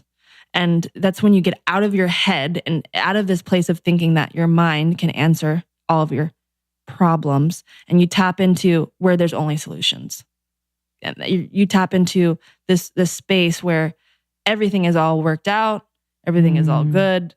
Everything already is. And you can really start to hear from source, your creator, whatever it is that you consider greater than yourself, greater than your mental capacity. When you're open in your crown chakra, that's when you start to get information. That's when you can get like dreams that tell you things. Yeah. That's when you can really hear from your ancestors or start to perceive like deeper meaning of what you're doing, because you're kind of getting like these downloads. Or some people, write entire books because they get a download and their sacral's open. So they're just like, I just got a, you hear people, I got a total download and I started a business and just came to me. That's being open to universal flow. So obviously there's lots of nuance in all of this. All of this is interconnected.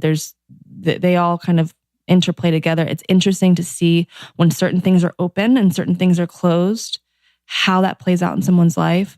I don't know how many combinations can come out of 7, but you can imagine it's like at least thousands. So true. Yeah. So there's just so many interesting dynamics of like what happens when, your throat chakra is closed and your root chakra is closed, but everything else is open. And there's also many different layers of what can happen. You can have it open or closed. You can have it working at full capacity because sometimes it's like open, but it's not super bright and super just like working at its fullest power. And it also can be in clockwise or counterclockwise position. Wow. And if it's counterclockwise, that's also imbalance. That's where it's like it's just kind of like it's working backwards and it's working actually like against you. Whoa. So you want to have your chakras open, working at 100%, their full capacity, fully bright, and clockwise.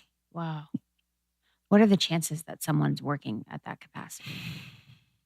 I mean, I would say, in a room of 70 at Summit, it's like maybe one person sometimes, but it happens. And we can all get there. And and there can be little things that can then throw that off. You'd be surprised. How quickly does it happen? I mean, I find when we do a session, you'll be in a good place for days, right? That's what I felt like. Because you're totally open. You've got, everything's working at 100% and in clockwise position as it should be and all that, your natural state. But you could literally then get a phone call from your mom and then your whole heart chakra just closes down. I mean, and how quickly can it come back? It's really about maintenance. Maintenance, yeah. Wow. So I always say, and for me, it's like sometimes I can't go and see an energy healer every day or every week or whatever, and actually I probably need to go more now that I have been like really working more. I need to go more myself. But what I do multiple times a day is I lay hands on myself. I lay crystals on myself. I'm clearing myself because, I can feel like even this morning, it's like, ooh, gosh, I'm having a hard time like catching my breath. Like, let me always sum this up. Real nervous. I always wonder that feeling of not being able to take a deep breath. Oh, I know what you mean. Like, when does that, I try to track when that comes and what that, you know what I mean? Like really feeling like, oh, that was a nice breath. Yeah. Like where it's kind of shallow and I try to go like into the, expanding the diaphragm, but I still can't catch that deep breath. So that's interesting. That's definitely still to this day with all the work that I constantly do. Yeah. I still have that as like one of the things that I am working through. And I think from what I understand from my own experience and working with other people through that, we all have our own reasons why. For me, I find that it's because I've let thoughts and beliefs get away with me where I'm like not hearing the chatter anymore. Like I've had like enough habitual negative or like self-limiting beliefs and thoughts that are kind of like running away. And that's when I find I start to get pain in my shoulder, my left shoulder specifically, and I get a little bit of like a tightness in my like solar plexus because they're usually self-limiting beliefs that are completely not true for me. And I find that when I start to get a little shallow in my breath, I'm like, ooh, whoa. I'm like not even thinking about those thoughts that I'm thinking. Like, where am I limiting myself? What am I believing that's not true about who I am? So that's for me what that is. But I think there could be other things where maybe people feel unsafe. And so they're starting to shut down like their core energy. And, there's just so many things. I think the thing to do is really when you feel breathless or feel anything that doesn't feel good in your physical body, ask, what is this? What's going on?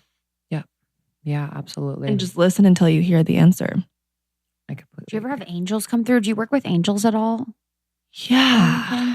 Yeah. It's really interesting. I do work with angels and I kind of get shy about talking about it because it's kind of out there. No, not at all. My angel's Raziel right here. Oh, Zadkiel is one of my favorites. Oh, cool. Yeah, I work with Zadkiel a lot and Metatron a lot. Metatron. And I think Archangel Michael is really, really powerful, especially Archangel Michael when, he's got that big sword. And sometimes when you need to like cut through the BS or like protect, sometimes he's a really good one to call in if there's energies that are just dark and not. That's why I always call Michael. Yeah. I always have dreams and I always have dreams with bad dreams with like spirits or whatever. And I always am calling on Michael in my dreams to like help me. Oh, in your dreams? Yeah. Whoa. Well, it's great. Well, it's cool. That's amazing. It's cool that it's now a tool that I'm doing now because for a long time I had bad spirits or bad dreams with ghosts like my whole life. So I've always had bad dreams. So now it's nice that I can call Michael in my dreams. And I feel like now I'm kind of using my power in my dreams. So amazing. Which is cool. But I still want to get to a point where I'm not having spirits in my dreams. Yeah. But yeah, now it's nice that I know Michael because of Justin's mom. Because when she heals, now she's an angel healer too. Oh, amazing. Because she's like, she realized angels were working through her, through amazing. Yeah. Yeah. I mean, I call in the angels whenever I do anything at all, really. And I do a lot of angel meditations, like through YouTube. I listen to this woman named Roz Place. Cool.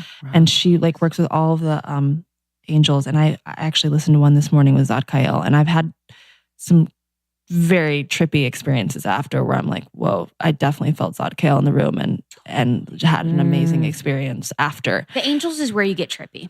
Yeah. I feel like when I started with angels, because of Justin's mom, shit started to get weird. Yeah. In the best way. Yeah, because they have a personality. Each one of them has a personality and they like to play. They're playful. And so they will do like little things to show you that they're there. Yep. And they'll like play with lights or they'll play, with like music. Yep. They once you open up that door, they will definitely like play with you. And it's always loving and like light, right? So you don't have to worry about crazy, uncomfortable, mean stuff. It's always just like light. And I find that they all have their own personalities. And it's really interesting to kind of find what those personalities are and how they interact. And I think, sometimes people will say, well, how do you know like that voice? Like if it's a voice that is of an angel or if it's like something else. And I just always say, it's always on the affirmative.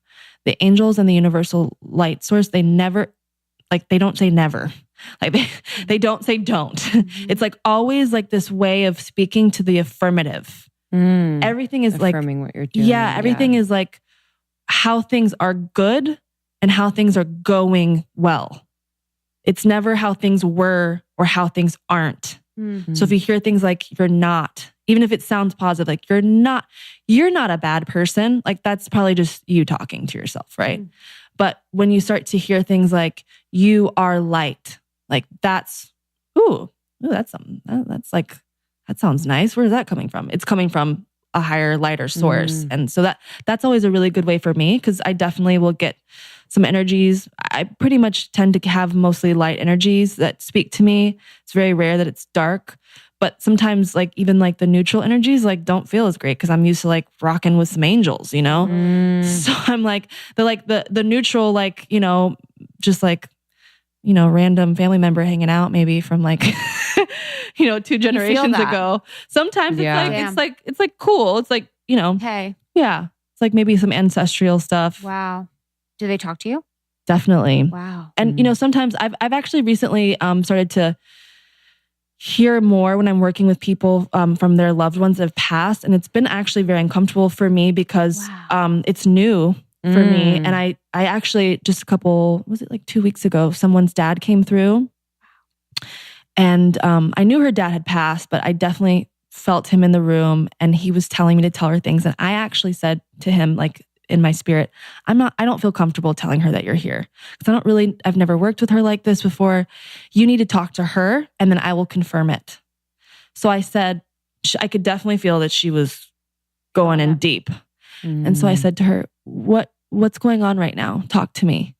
She goes, it's so weird. I just feel like my dad's in the room. And I was like, okay, your dad's here. And this is what he said. And, so then I had the permission to go in, but I was like, I'm not about to tell this woman that I've never worked with that her dad is here. Cause I'm not that trained in that department yet. Yeah. But how interesting that you are that vessel for, you know what I mean? Would you want to? Yeah. Would you want to go there or is that something that you're not?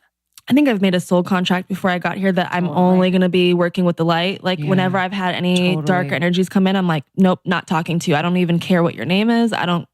Not interested. 100%. So you just feel it. You're like, sometimes I'll feel like I've worked with some people where there's been some energies and I'm like, I'm not even doing some shamanic shit with you. You're out. I'm just shining light and I'm not talking to you. I don't want to know what your name is. I don't know nothing. Totally. Some shaman can work with that. I'm not working with that. So what would a shaman do? Put them to rest or send them to the other side? That stuff, honestly, I just don't even study it. I can't. I don't even know. Yeah.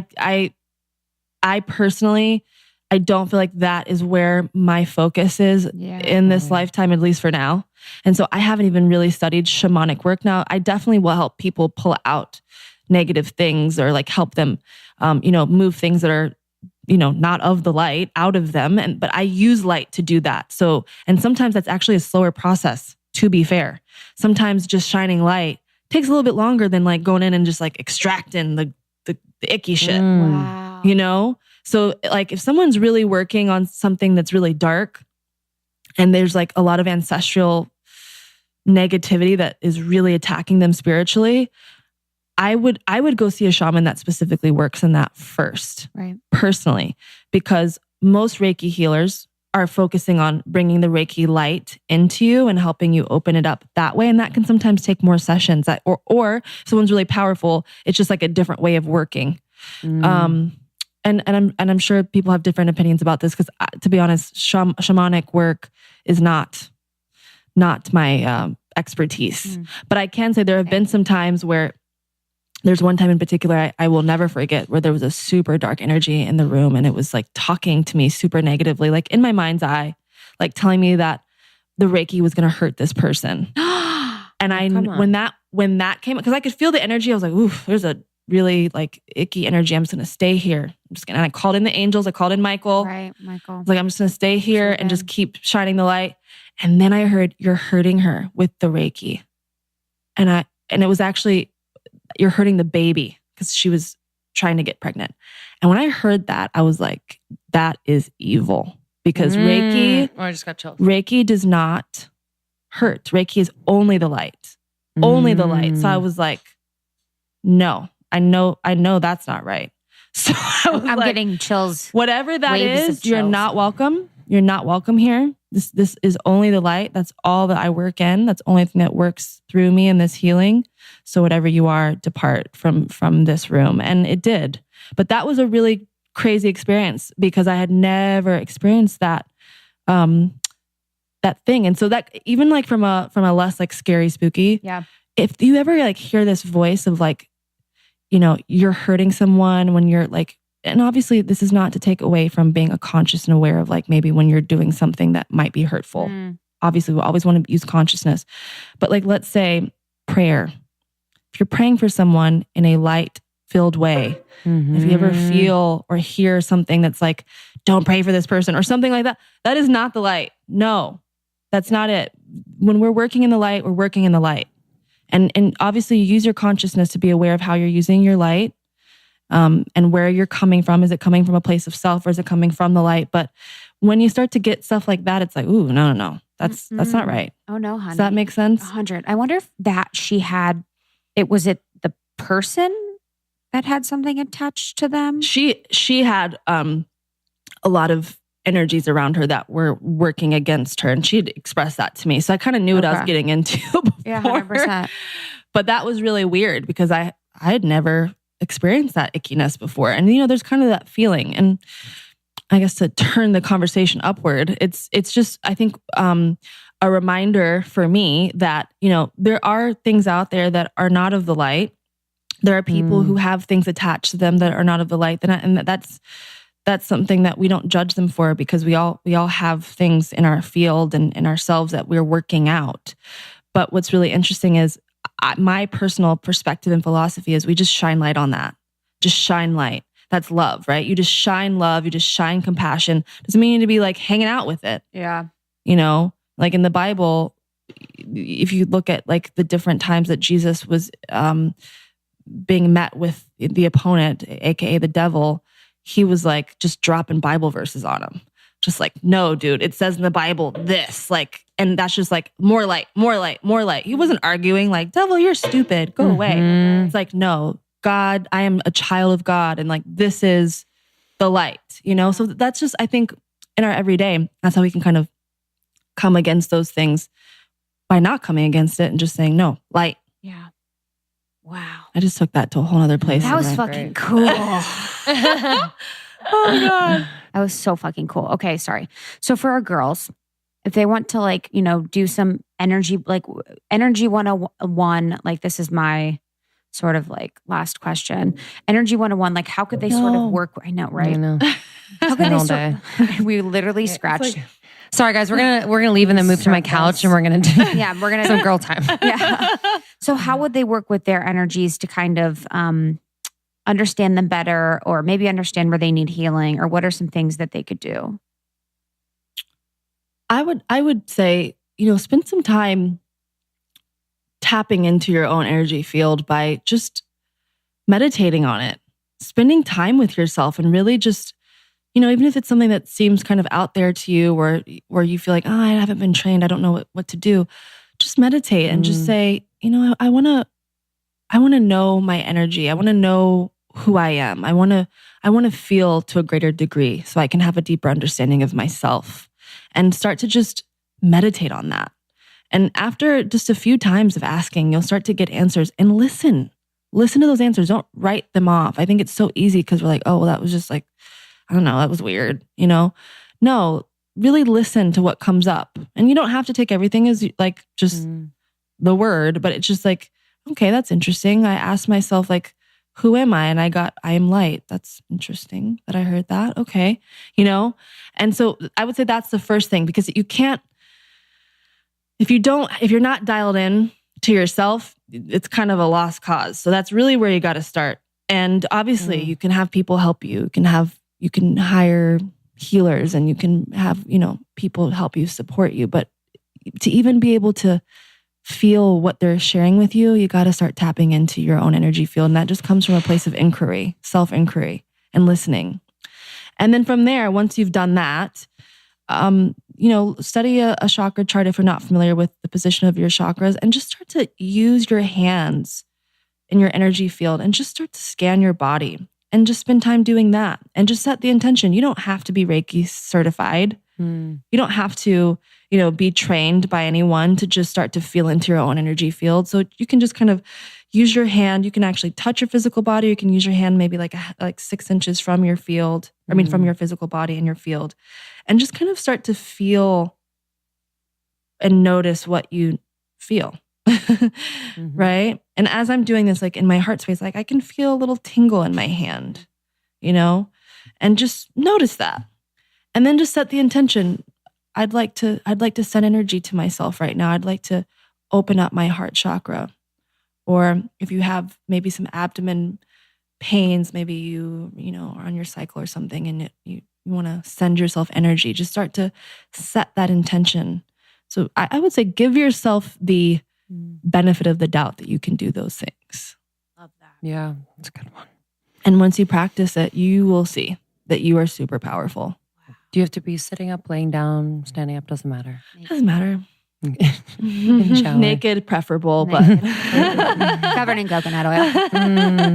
And crystals are also a really great way. I mean, it's like such a great thing that crystals are so trendy, but it's like it's real good stuff. And if for any other reason, it's just like it's a reminder that that's what your intention is. I mean, that's enough. But there's just a way that it can help you open up your energy field and recalibrate it in kind of a passive way. Just make sure you keep clearing those crystals and keeping them, in alignment as well. And when a crystal is for you, it will stick around. And when it's not for you anymore, it will just kind of disappear, or you'll feel like you need to give it to somebody. So just listen to that too. How do you clean your crystals? I put my crystals out under the full moon. Okay. And I also just clear them with my hands. Okay. That's typically what I do more than anything if I don't want to wait. Okay. Right. Yeah, you're like, So just set the intention, put them in one hand, put the other hand over, hover it over, and just kind of imagine white light cleansing and clearing it. And when I feel like it's time, I trust that. And I say, okay, I can use it. Wow. This has been amazing. Wowza. So how can our listeners, one, connect with you, but two, in the next, year upcoming, what are you excited about? Personally, professionally? Oh my gosh. Well, Where can they follow you? And and by the way, I really want to come back someday because we didn't get a chance to talk about my wellness official. Duh. Oh my God. We should have a Millana week. Honestly. 100%. Honestly. I have had such a good time with you guys. We'll have double episode week. Yeah. Literally, we'll schedule you in so we can get the second part Done. of it. I love it. Done. Okay. Because I one of the genius. things I'm actually most excited about, which is such a different expression of who I am, is this platform that I'm building right now, which is Wellness Official, which is basically bringing thousands of practitioners into their own stores through a marketplace, kind of similar to like an Etsy meets Airbnb, but for holistic health. So practitioners will be able to book appointments, sell product, promote events, and it's all bookable and buyable on their micro site through the platform. And I'm super excited about this because Wait, that's incredible. This is like the bigger vision that I have been working through and living into for about 6 years now, of realizing that if we're going to bring consciousness into the mainstream, we've got to scale it. It's almost like a mind body, but like on a deeper. Very, very similar to Mind Body Online, except that it's more of a marketplace that is all interconnected, and it's like a full-on ecosystem. Whoa! So you'll be able to read articles, and as you read an article, at the bottom of the article there will be suggestions based off of like your location or your reading of where you might be able to book an appointment or buy a product that is related to whatever article you were reading. And it's really, you'll be able to communicate with practitioners directly. I'm excited about this because I know so many amazing practitioners, like so many, like Caitlin, like the thousands of practitioners I've worked with over the years through my company. And it's really, I just want more people to connect with practitioners because completely agree. They have major work to bring into this planet. And there is now an ecosystem that will support thousands of people and hopefully at some point millions of people to connect, to get these resources that they have not been able to find by Googling. And sometimes you don't even know what you need. So to be able to have like deeper resources for education and information and inspiration, and then have community and services, I'm just like, it's so clear. Excited. It's so clear to me what that is going to look agree. like and be like, and to log and to go onto that space. Was that a download? Yeah, it's been, that's like a whole other conversation. Yeah. Yes. Like seriously. It is crazy because I'm like, if I think definitely about practitioners like finding you, I'm like, without Summit, I would have never found you. Like, I don't know where I find, like when you said Caitlin's name, I'm like, cool, word of mouth, but I don't know where to find great healers. Yeah. No idea. I know. And that, and get this, Google. we're in LA. I know. Like what if We're you're in Healerville, USA. What like what if you're in the middle of, I don't know, Kentucky or whatever? It's like, how do you find that person? It's just, it's alignment to some extent, right? You gotta like set the intention, but like if you don't even know that you gotta set the intention, like what do you do? Yeah. So I'm so excited about it because there are so many people who are looking for practitioners, looking for the resources, but also there's so many practitioners who want to be able to serve more people so they can live their life's passion and purpose. And they have to like, they're like, oh, well, I'm a lawyer, but really I speak to angels and I don't really tell anybody that because I got to make money being a lawyer. But the ultimate vision is that they can have the support and the scalability that they can do their life purpose. Wow. Thank you. So that's what I'm really excited about. That's launching later on this spring. Really? I'm going to continue. I'm going to have a profile on there and continue to do group sessions because I just personally love being able to do Reiki. I can't wait for you to do Tuesday. Oh I know. Gosh. I'm so excited. Thank you guys. Yeah. Oh my God. We're so they're excited. They're going to love you. So this is coming out after Tuesday's episode, but we're having a Galentine's night at the Fairmont in Santa Monica, and Millana's going to come and do some Reiki work and speak going to heal some hearts. Yeah. So I'm so excited about it. it's going to be really so good. Powerful. Yeah. So thank you guys. Oh my God. Thank and then you. Your website. So yeah. What's your website? So Instagram, Wellness Official is the new platform, just Wellness Official, and Millana Snow, MILLANA SNOW, wellnessofficial.co. Like such a Millana Snow. I know. It's like it's beautiful. It's really weird. I didn't make that one up. It is my stepdad's last name, but I like. Oh, cool. Just like, oh, like this is my stage. could ask that a lot. I'm like, no, just kind of, yeah. Wow. That is Wellness amazing. Official. Wellness Next Official. episode, we'll talk about the download for that. Yeah. We're going And to talk about get you your guys on there. fashion background too. Oh God, yeah. Yeah, I know. I I know, but we got to the good. We got to the good. Some we really got some good information, good and I'm info. sure for all the healers and like the teachers out there, there's so much nuance to this. Yeah. I would love like if anybody like wants to hit me up and like have a conversation about it because some people have different experiences around like the chakra system and the different energy fields and all of that. I think there are some basics that we all can like as a community agree on that is like what it is.